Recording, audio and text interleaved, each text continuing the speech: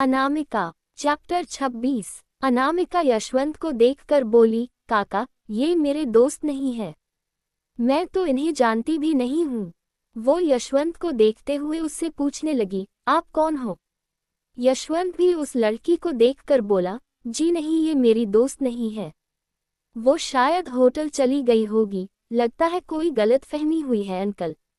मेरी दोस्त ये नहीं है, शायद उन दोनों का नाम एक ही होगा। वो आदमी बोला, अच्छा, मुझे लगा कि तुम इसी की बात कर रहे हो, क्योंकि जिस केबिन से तुम बाहर आए वो इन्हीं का है। यशवंत अनामिका को देखकर बोला, ओह सॉरी, वो क्या है ना, ठंड से बचने के लिए मैं वहां पर गया था। अनामिका बोली, कोई बात नहीं, पापा ने और दीदी ने वो केबिन बनवाया ही इसलिए था ताकि राह चलते इंसानों को अगर छत की जरूरत पड़े तो वहां पर जाकर रहे। वो क्या है ना, यहाँ कभी भी बर्फ गिरती है।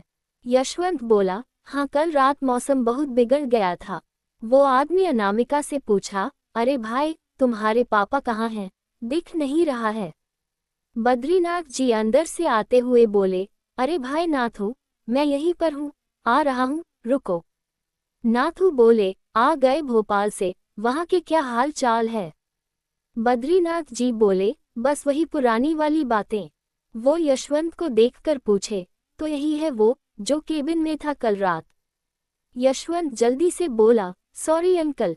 बद्रीनाथ जी बोले, कोई बात नहीं है बेटा, चलो, इतने साल बाद ये किसी के काम तो आया। तुम रात भर ठंड से बहुत परेशान होंगे।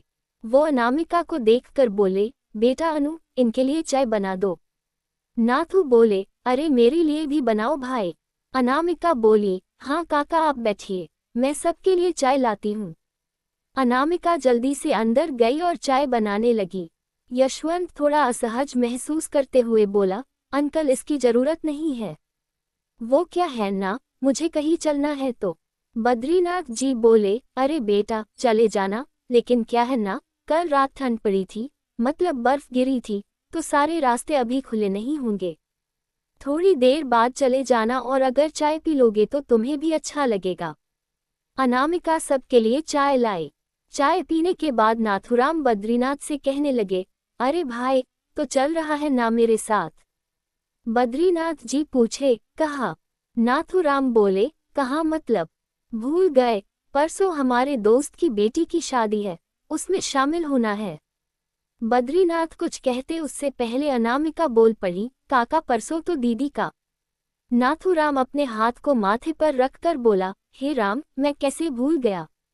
कोई बात नहीं है बद्री, तुम यहीं पर रहो, मैं तो कहता हूँ, मैं भी नहीं जाता हूँ।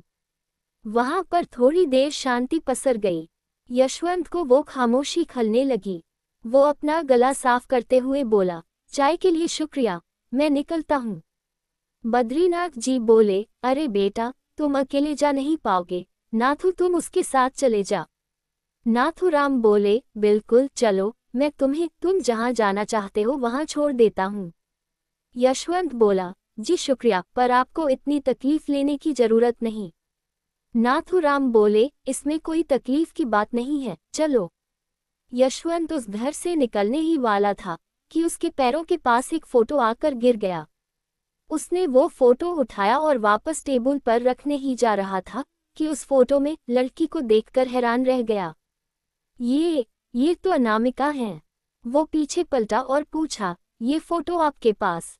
अनामिका बोली, ये तो मेरी दीदी हैं, आप इन्हें जानते हो? यशवंत बोला, तुम्हारी दीदी? इसका नाम अनामिका है ना?